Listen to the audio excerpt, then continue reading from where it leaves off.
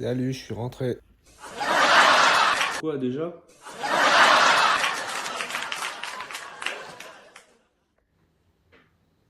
Oui.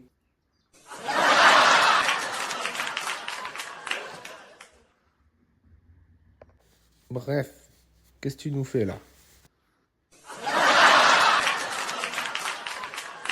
Ah bah là je fais une pause, j'en peux plus, et de regarder des films Star Wars, j'en peux plus, putain.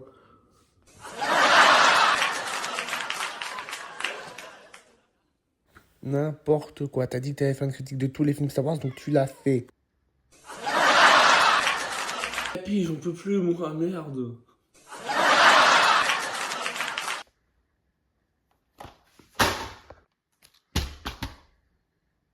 Bon, bah je pense ne pas avoir le temps. Et puis arrête de jouer avec la soundboard. Oh.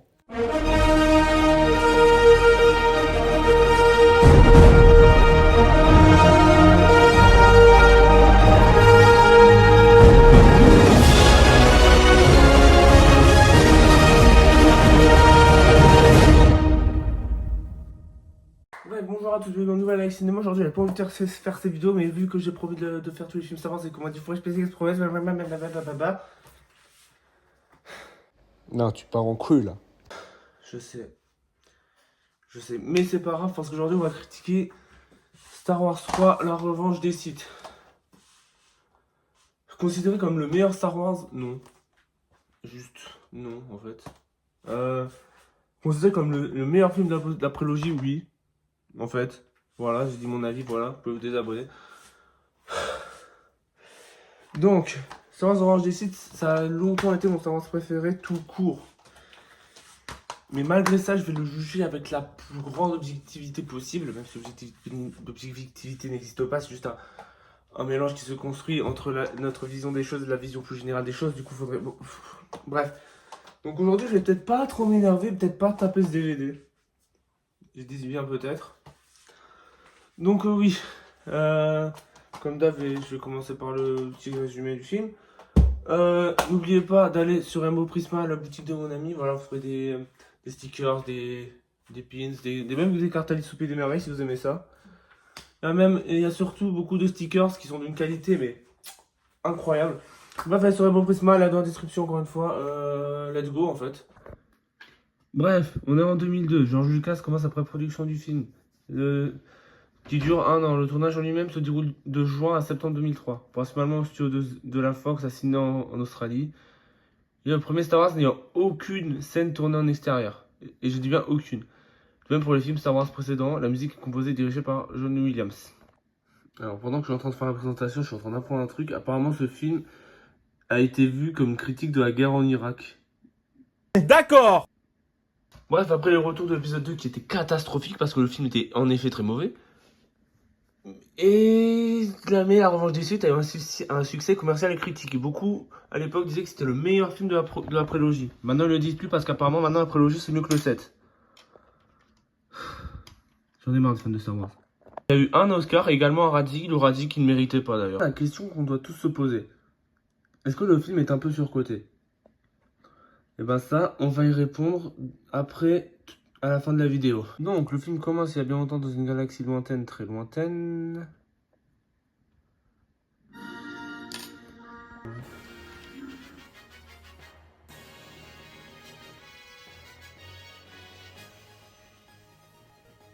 Épisode 3, la revanche des Sith.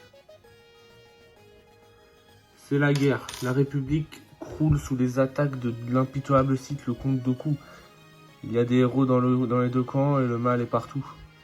Avec une audace stupéfiante, le général Grievous, diabolique chef droïde, est entré dans la capitale pour enlever le chancelier Palpatine, chef suprême du Sénat galactique. Alors que l'armée séparatiste tente de quitter la capitale, assiégée avec son précieux otage, deux chevaliers Jedi mènent une mission désespérée pour secourir le chancelier captif. On commence dans l'espace, sur la bataille de Coruscant, où les deux Jedi doivent chercher le chancelier Palpatine, et c'est une bataille, c'est un bon début franchement. Le début est parfait, limite, j'ai toujours pas mis des dégâts arrière. Peut-être que cette fois-ci je le détruirai pas. fait chier. La bataille, ça passe bien, franchement. Le début est parfait. Donc oui, il tue R4. Ouais, je sais, c'est terrible. On rentre sur le vaisseau qui s'appelle la main invincible, parce qu'apparemment c'est une main. C'est autant une main que lance-loin, si tu veux, même pire que lance-loin. Et du coup, ça passe en mission sauver le chancelier. Qu'ils arrivent, malgré quelques péripéties, et que malgré que R2D2 a fait est un putain de meurtrier, ils y arrivent et commencent le combat contre le comte Dooku. Le plus gros problème de ce film, c'est que Clone Wars détruit chaque bonne scène. Enfin, pas chaque bonne scène, mais chaque scène avec les séparatistes est détruite par la série The Clone Wars. Pourquoi? Parce que le duel Anakin Obi-Wan Dooku de l'épisode 3 marche mieux quand tu te rends compte qu'ils se sont pas vus depuis l'épisode 2. Ça semble logique entre temps. Parce que t'as Anakin dit mais pour devenir plus fort, t'as Obi-Wan il dit cette fois on l'attaque à deux. Il y a une bonne idée de revanche. Ce qui est détruit par Clone Wars. Bravo Lucas. Mais bref, à part ça, le combat commence et c'est un bon combat c'est limite un des meilleurs combats de la prélogie. Il n'y a pas de salto inutile, il n'y a pas de truc de con en fait, c'est juste un combat bien. Et ce combat montre aussi Anakin qui tombe ne tombe pas encore dans le côté obscur, mais qui cède à sa colère. Et c'est grâce à ça qu'il a gagné. Bref, Anakin tue Dooku sans le vouloir parce que Patine le force à le faire. Et ça y est, il commence à s'échapper, mais malheureusement, le vaisseau se penche comme ça. Le vaisseau est sur le point de s'écraser, mais il le redresse. Ce qui ne sert à rien, à part rajouter des péripéties. T'as pas appris la leçon, Lucas, parce que genre même dans la course de potes, ça servait à rien. Bref, ils se font capturer par par un truc genre... Je sais pas comment ça s'appelle, c'est un truc holographique, ça les bloque. Et même Obi-Wan il dit putain c'est pas possible, on vaut mieux que ça, bah, apparemment non. Bref, ils rencontrent enfin le général Grievous, enfin Anakin rencontre enfin le général Grievous. Enfin, dans la logique du film. On rencontre enfin le général Grievous qui... Et ils arrivent à s'échapper grâce à R2 qui fait de la merde. Littéralement, je sais pas ce qu'il est en train de faire. Mais bref, ils arrivent à s'échapper et le vaisseau s'écrase. Mais ils arrivent à se poser. Bref, après cette scène, Obi-Wan dit que c'est Anakin le héros, ce qui est vrai. Et c'est marrant, j'aime bien leur relation qui est encore mieux que dans le 2. Là, il s'envoie des vannes, tout ça. C'est une bonne relation, c'est beau quoi. Plus un pour la prélogie. Après t'as Anakin, il va voir Padmé. Et pour rien, et Padmé lui annonce la nouvelle. Elle est enceinte. Ah bah bravo mon con. Donc Luke et Leia sont des accidents. Anakin commence à faire des rêves où on voit Padmé accoucher pendant qu'elle accouche et... J'aime pas cette scène, mais de toute façon c'est pas la scène complète de l'accouchement, je déteste la scène complète de l'accouchement, on en parlera à la fin. Donc Anakin est perturbé parce que ce qui est arrivé à sa mère, ça le trame encore, ce qui est logique. On commence à voir Palpatine encore plus nouer ses liens avec Anakin. Il commence un peu à le manipuler, à lui dire connais-tu la légende de Dark Plagueis le sage.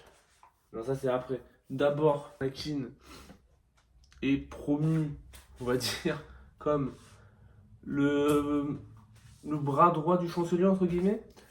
Et un des gros problèmes de ce film en termes de cinématographie, c'est qu'il ne respecte pas la règle de base qui est le show don't tell. Là, il y a trop de tell, il n'y a pas assez de show. Exemple? Ok, bah, premier exemple, quand Anakin est promu par le chancelier, il dit littéralement wow, cette nouvelle me bouleverse. Non, faut le montrer, ça faut pas le dire. Et c'est que le premier, mais c'est le plus gros problème du film, c'est le show don't tell. Ce qui est. Ça va, comparé aux deux autres, c'est moins grave. Donc, bref, Anakin peut sécher au conseil, mais il n'est pas promu au rang de maître, ce qui est encore plus con depuis que Clone Wars est sorti, parce que grâce à The Clone Wars, Ça introduit Ashoka qui est l'apprenti d'Anakin.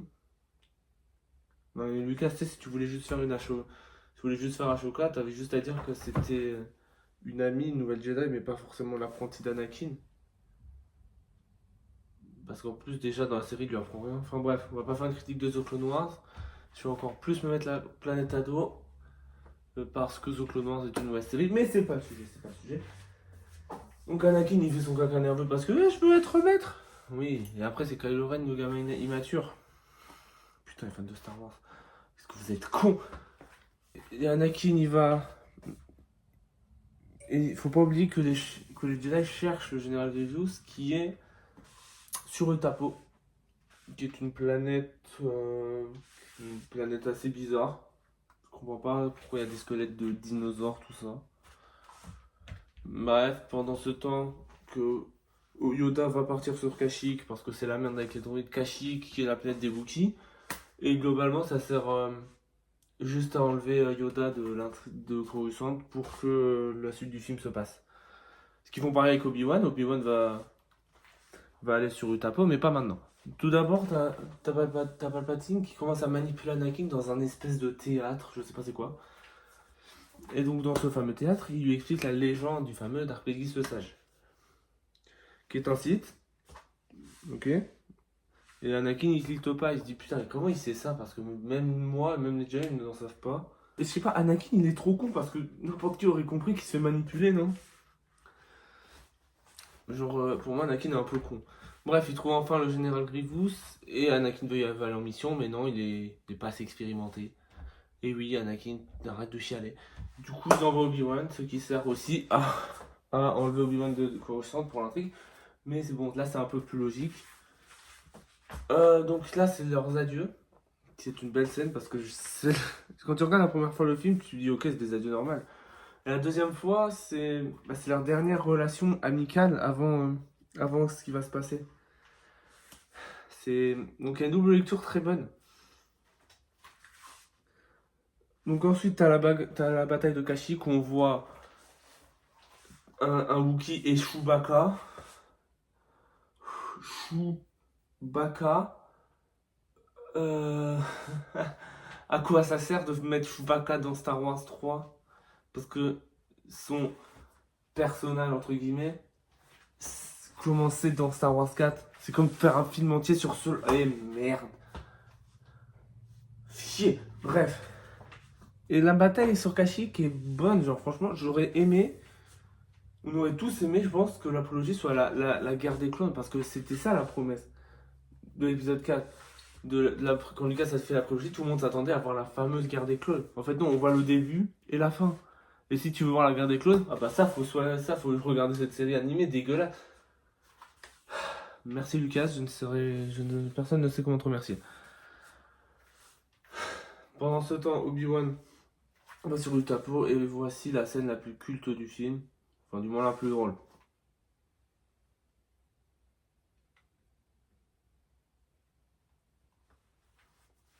Ah, c'est moins bien en français. Ouais.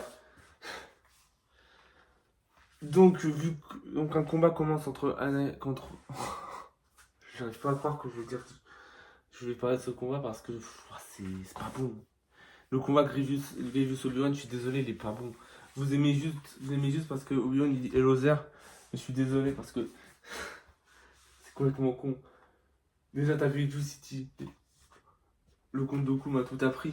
Ok, donc là tu t'attends qu'il va se battre parce que Doku il se battait bien, il avait une forme de combat. C'était une forme de combat. Doku avait une forme de combat plutôt élégante. Il se battait, c'était limite de la danse, c'était des pas chassés un peu comme ça pour donner des petits coups comme ça. Et non, c'est pas ça. Mais là, qu'est-ce qu'il fait? Il tourne les poignets. Juste imaginez du coup, vu que c'est Doku qui a tout appris, imaginez Doku montrer à Grievous faire ça et dire voilà, c'est comme ça qu'on fait, tu fais comme ça. Alors, c'est ce que vous allez me dire, les fans de Star Wars. Oui, mais c'est pour. Merde. C'est pour déstabiliser Obi-Wan? Ouais, mais. Il tourne quoi. Il y a mieux. Ouais, le combat dure littéralement 20 secondes. Et après, t'as les clones, ils arrivent. Et oui, et du coup, pendant ce temps, vu que Palpatine dit ok, c'est bon, il est trop con, il va plus dans le.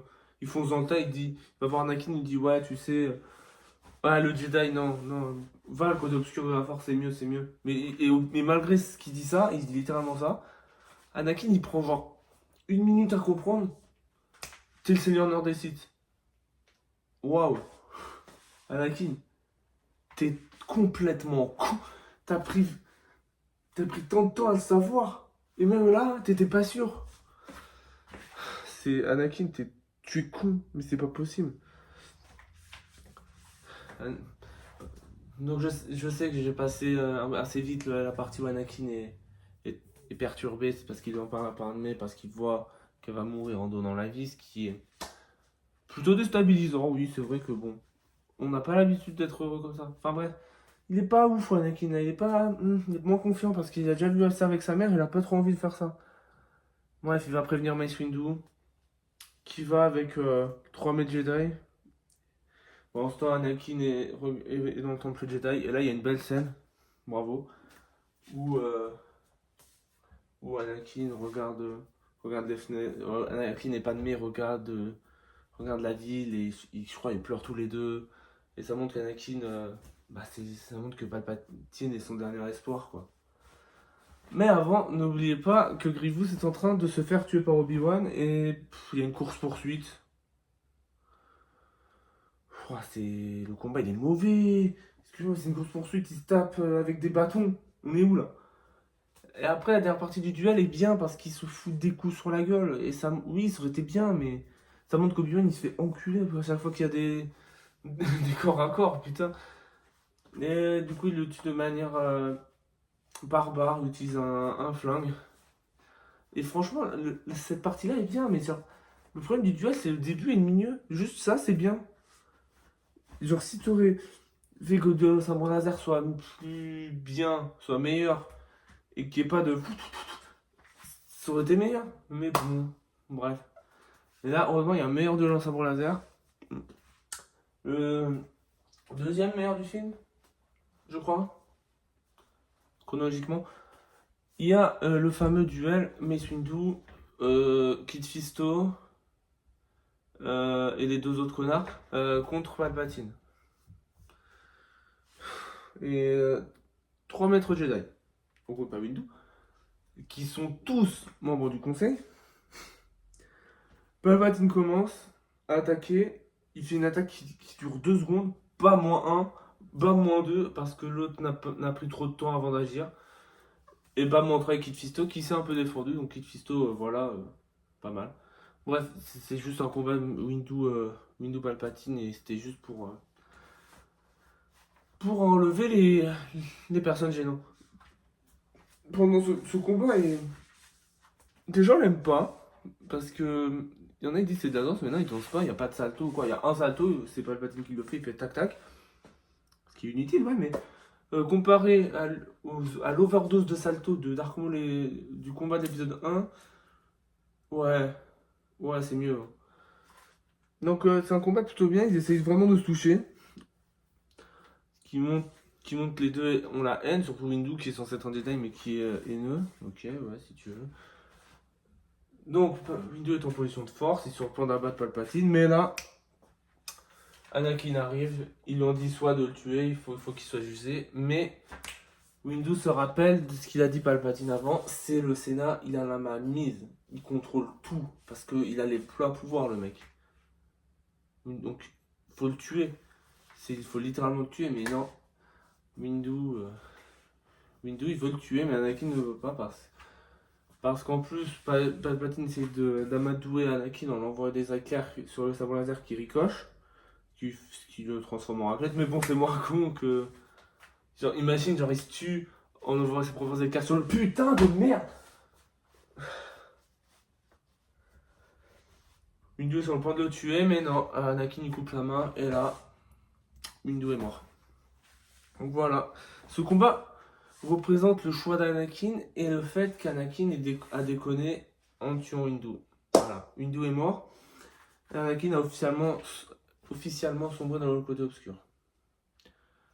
Et c'est l'heure de l'ordre 66.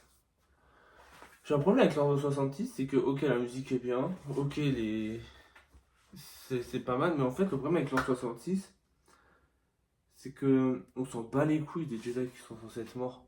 Je disais genre, qui en a quelque chose à foutre que Tidadi Moudi soit morte? Qui en a quelque chose à foutre que Ella Sekura soit mort? Qui en a quelque chose à foutre que Plo Koon et que ce truc, qui la connaît, elle, on l'a jamais vu, soit mort? En fait, on s'est pas attaché à des Jedi autres que Anakin Obi-Wan, un peu Windu, mais Windu il est mort avant l'an 66.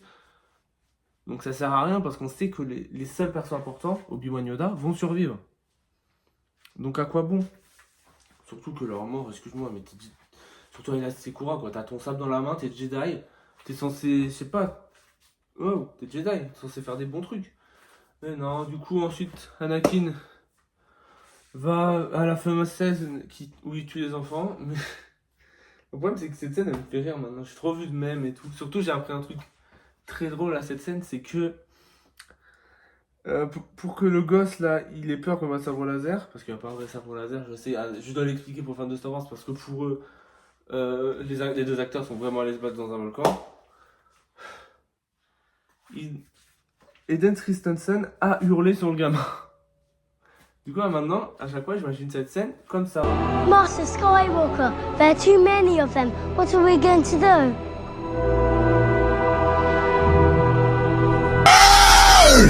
Dramatique. Oh putain, j'ai failli tout casser. Mais bref. Pendant ce temps, Obi-Wan a survécu. Et Yoda aussi, ils ont fait essayer de le prendre par surprise, mais bon, voilà quoi. On voit rien de Kashyyyk en fait. Yoda, comme j'ai dit, Kashyyyk sert juste à mettre Yoda loin de Coruscant en fait. Parce qu'en fait, il y a deux scènes. T'as la scène de bataille et t'as la scène où. De l'ordre 66. Ouais. C'est tout. Donc lui, Bail Organa arrive au temple Jedi. Ah, enfin, Bail Organa, ce personnage un peu sous-estimé, qui est acteur parfait, incroyable même, qui a un peu de rôle dans ses films. Incroyable. D'ailleurs, j'aurais aimé qu'il ait plus de rôle dans les séries, surtout dans la série Obi-Wan Kenobi. Il voit les clones en train de tuer un enfant Jedi qui a survécu et qui est un putain, et qui est le meilleur Jedi du monde, regardez-moi ça. Mais ouais, il s'échappe, ce qui est ballot. Et il prend le fucking Tantive 4 qui a été repeint en bleu pour vendre des joues. Bon, ok, c'est bon. Je te la laisse pour celle-là, Lucas. On va dire c'est normal qu'il ait repeint en rouge. Je te la laisse. Pour une fois. Il va donc chercher Maître Yoda pour voir si les deux Jedi sont morts, parce qu'il y a un message aussi dans le temple Jedi qui dit que la guerre est finie. Du coup, il faut donc réussir à tout sauver. Mais malheureusement, il n'y a que deux Jedi qui sont en vie. Enfin, si on compte pas l'univers étendu et les séries, mais bon, allez. C'est pas grave. Eux, on s'en bat les couilles un peu dans les films. Même les séries, on s'en fout dans les films. Donc, Obi-Wan Yoda vont sur le Tantive 4. Et ils se questionnent comment c'est arrivé, ce qui a pu arriver. Donc, ils doivent rentrer sur Coruscant, enlever le message, mais Bail Organa est convoqué à pas un assemblée, ouais, un discours de chancelier qui est un autre problème du Chaudontel, mais ça on le dira après. Donc après ça, les deux Jedi s'infiltrent enfin plus que s'infiltrent, ils détruisent tout dans le temple Jedi. Pendant ce temps, Anakin va sur Mustafar pour tuer tous les séparatistes merci, t'as enfin tué cette merde, on en a marre. Pendant ce temps, le discours de Palpatine a lieu, qui dit les Jedi m'ont trahi, tout ça, et du coup, il réorganise la République pour que ça devienne le premier empire. Je fais quoi avec mes mains? Je fais un discours ou quoi? Et Padmé, qui est un personnage de merde, qui dit, donc voilà, au lieu de montrer avec son visage la phrase, elle dit la fameuse, alors c'est de là dont meurt la République sous une pluie d'applaudissements. Non, chaudon de tel, là il y a trop de tel, Lucas, arrête. Et c'est pas fini. Donc pendant que les deux Jedi ça rentre par effraction littéralement dans le temple Jedi, il remarque un enfant Jedi mort, par un sabre laser. Vous savez ce que ça veut dire? Obi-Wan va donc regarder les caméras et il est choc-barre, quoi. Faut dire ce qu'il est. Il est choc-barre. Il est meurtri. Il est dégoûté. Il est. Waouh! Il faut donc détruire les Sith. Mais Obi-Wan ne peut pas tuer Anakin. Mais il est obligé de le faire. Parce que contrairement à Padmé, lui il fait son devoir, il fait pas ce qu'il veut. Lui, j'ai Padmé. Et putain, cette scène, c'est n'importe quoi. On dirait qu'Ewan McGregor il veut se taper une énorme barre. Je sais pas si c'est n'importe quoi. Moi je vois qu'il veut se taper une barre, mais il se retient parce que censé être une scène d'émotion, merde. C'est terrible. C'est n'importe quoi. Et du coup, Padmé dit pas où Obi-Wan ou Anakin est, ce qui est normal. Obi-Wan il comprend qu'elle est enceinte. Et là les fans ils étaient tous chauds. Ah, comment il sait? Le ventre, ça se voit quand t'es enceinte. Et c'est logique que. Il a dit ouais, c'est logique que Anakin soit le père. T'as vu comment ils étaient proches? Non, vos gueules, les fans de Star Wars. Y a pas de. Ouah, la force, c'est trop mystique. Non, ta gueule, ta gueule. Pendant qu'Obi-Wan il s'infile dans le vaisseau de Padmé pour aller sous Mustapha, Yoda va confronter Dark Sidious, mais d'abord, Padmé commence à interroger Anakin. En disant des phrases du style j'ai jamais été aussi malheureuse, tout ça. Non, chaud dont tel, Lucas, chaud, donc putain de tel. Là, tu tel trop, là. Et malheureusement, voilà, Anakin étrangle Padmé. Donc, ce qui fait passer Anakin d'un des plus gros red flags. Et c'est un peu comme si Anakin était genre le genre de connard à draguer lourdement une fille. Pour ensuite qu'ils se mettent ensemble, ils fassent son affaire, pour ensuite la faire souffrir et soit la larguer, soit la tuer. Oh putain, j'étais un peu trop réel cette fois-ci. Oupsie. Oh là là. Donc oui, c'est un peu comme si c'était ce genre de connard, mais bon. Voilà le combat. Mais d'abord, il y a un petit débat, tu vois, en mode Anakin, il a la haine, littéralement. Mais de malade. Et ce combat, c'est genre la République contre le fascisme, parce que oui, les fans de Star Wars sont en majorité des fachos, mais ils n'ont pas compris que l'Empire c'est censé être des nazis. Ouais, c'est vrai, c'est censé être pour l'Empire. J'en ai marre des fans de Star Wars. Donc oui, l'Empire c'est des nazis, et Obi-Wan n'a pas le choix, il engage le duel. Et à côté, t'as Yoda, il engage le duel. Les deux combats sont très différents. T'en as le premier, est certes spectaculaire et de l'émotion, mais il a trop de scènes de con, genre les lianes, ça sert à quoi ça? Et le deuxième est moins spectaculaire, un peu plus logique, à une. Oui, il est logique, mais pas à moins d'émotion. Le deuxième duel est juste mystique, c'est le bien absolu Yoda contre le mal absolu Dark Sidious. Oui, d'accord, c'est cool. Donc voilà, le duel, les deux duels se font face, c'est des bons duels, c'est des bons combats, franchement. Je sais, allez, vas-y, je vais en parler, les fans de Star Wars. Qui étaient genre comme des fous à apprendre que c'était les deux vrais acteurs, Ewan McGregor et Hayden Christensen, qui sont des acteurs de fous et qui ont fait vraiment le combat. Oui, c'est bien pour eux. Seulement Hayden Christensen savait jouer, surtout dans l'épisode 2. Bref. Et ce combat, le combat Obi-Wan Vador du coup est bien, mais c'est un peu trop long pour rien. Genre le moment des lianes, ça s'emmerde quoi. Et à côté, t'as le combat Yoda Sidious qui est un peu mieux en termes de mythologique et qui, surtout la partie où il s'envoie les modules du Sénat, c'est une lecture genre Palpatine détruit le Sénat comme il détruit la République. Et Yoda qui attrape le module et qui le renvoie pour dire non, il y a encore de l'espoir, la République peut encore exister. Mais oui, mais c'est pas pour le moment. Yoda a perdu le combat. Mais il y en a qui disent ouais, Yoda il a gagné. Non, si Yoda il aurait gagné, faut jamais de dire Grievous. Sidious il serait mort. Il n'est pas mort. Donc Yoda a perdu. Voilà. Donc le combat Anakin Obi-Wan, je vais pas vraiment en parler parce que oui il est bien, oui il est beau, la musique est cool. Mais comme je l'ai dit, il y a trop de moments de con, genre le moment des lianes, ça je comprendrai jamais. c'est beaucoup trop merdique. Mais oui, c'est un bon combat, oui, oui, c'est ok, c'est bien, j'admets. Mais donc après cela, il y a le fameux moment où Obi-Wan a le high ground, et Anakin saute, et Obi-Wan fait des... Il arrive à couper tous les membres d'Anakin, sauf la tête. On ne sait comment. Donc Obi-Wan est traumatisé, littéralement, et il rentre sur une espèce de lune, je sais pas où c'est une lune, mais ouais.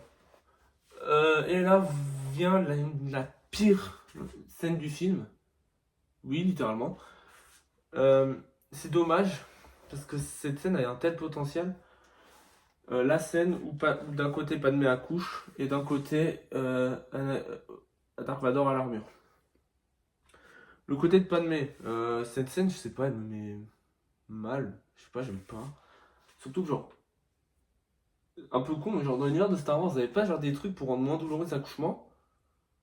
Pas forcément une césarienne, mais genre vous devez avoir des cachets, des trucs comme ça. Je suis sûr que ça existe même dans notre monde. Pourquoi ça existe pas, genre... Après, il faut peut-être sur demande, ouais, mais... Ah, je sais pas. Après, je vais pas trop parler d'accouchement parce que je pense, vous avez remarqué que je ne peux pas accoucher. Je crois. Bref. Donc oui, la scène de l'accouchement, je sais pas, je la trouve longue. Et de faire des gros plans sur Padmé qui hurle, oui, bon, c'est sûr que c'est mieux que faire des gros plans sur... voilà. Mais ouais, je sais pas. Hein. Et surtout la scène de la scène en parallèle où c'est Vador qui se met qu'on lui met l'armure. Elle est pire parce que genre déjà tu vois Anakin, déjà tu le vois hurler alors que la bouche ne se voit pas. Oui, d'accord. Et surtout la pire moment, c'est quand à côté Padmé meurt. Elle dit il y a encore du bon en Anakin, je le sais, oui, il y a encore du bon en Anakin. On le saura dans l'épisode 6. Mais à côté, il y a la scène où Dark Vador il commence à... Il y a ça quoi.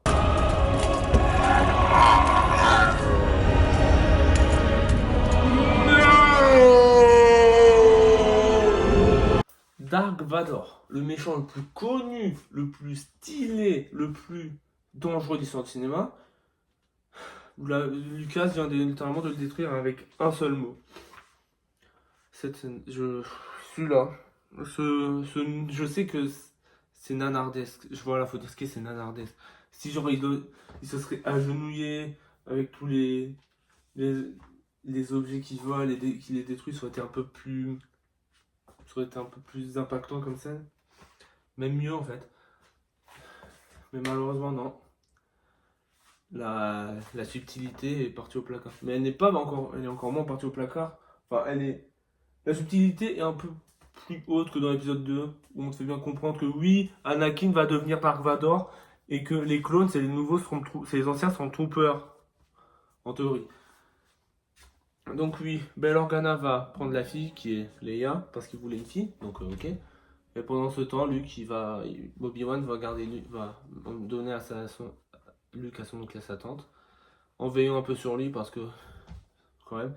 Et je suis sûr que même, tout court, c'est un peu une idée de merde, de mettre... C'est pas un truc que je reproche à la prélogie, mais c'est un peu une idée de merde, de mettre le fils du grand méchant chez son oncle et sa tante, là où la grand-mère du fils est enterrée. Parce qu'à tout moment, Vador, il vient se recueillir chez la tombe de sa mère. Mais non, apparemment non, donc ils ont un peu une épée de Damoclès au-dessus de la tête, mais bon, apparemment ça passe, donc Hassoul. Écoute, moi j'accepte, tant pis. Obi-Wan peut apprendre qu'il peut parler avec la pensée, enfin, bref, grâce à Qui-Gon, Obi-Wan peut devenir un fantôme de force, enfin, il va lui apprendre, ouais. Et donc, le film finit sur, d'un côté, Vador et Sidious qui regardent la construction de l'étoile noire, ce qui est un peu été retcon par Rogue One, mais bon, ça c'est pas grave. Et de l'autre côté, où Obi-Wan va déposer Luke chez son oncle et sa tante. Voilà la fin du film. Et est-ce que le film est bon? Oui, c'est durant meilleur de la prélogie. C'est de loin le meilleur. Est-ce que c'est le meilleur Star Wars? Non. Personnellement, il est facile dans mon top 5. Peut-être top 3 si je pousse un peu. Mais non, c'est pas le meilleur film Star Wars. Parce que le film a des problèmes cinématographiques, comme le chaudron de tel où il n'existe pas, il y a trop de tel, il n'y a pas assez de chaud. Ce qui vous allez me dire que je pinaille, mais non, parce que c'est du cinéma. Et du cinéma, tu es censé montrer, pas dire. Sinon, tu achètes un livre. Tête de con. Mais sinon, le film écrase de loin le 2, le 1. Et surtout, c'est le meilleur de la prélogie, déjà de loin. Et surtout, les fans de Star Wars, quand ils parlent de la prélogie, ils ne parlent que de celui-là. Vous savez pourquoi? Parce que les fans de Star Wars n'aiment pas la prélogie. Ils aiment juste le 3. T'as jamais vu un fan de Star Wars dire ouais, la prélogie est mieux parce que ouais, regarde le combat Anakin contre Vador. En plus, les vrais acteurs ils l'ont fait. Ils ont même pas accéléré. Vous êtes crédule à ce point? Peut-être que c'est vrais acteurs qui l'ont fait, mais vous pensez vraiment qu'ils n'ont pas accéléré un peu les mouvements? Vous pensez vraiment que ça n'a pas été accéléré? Sérieux, vous êtes cons des fois. C'est tellement crédule.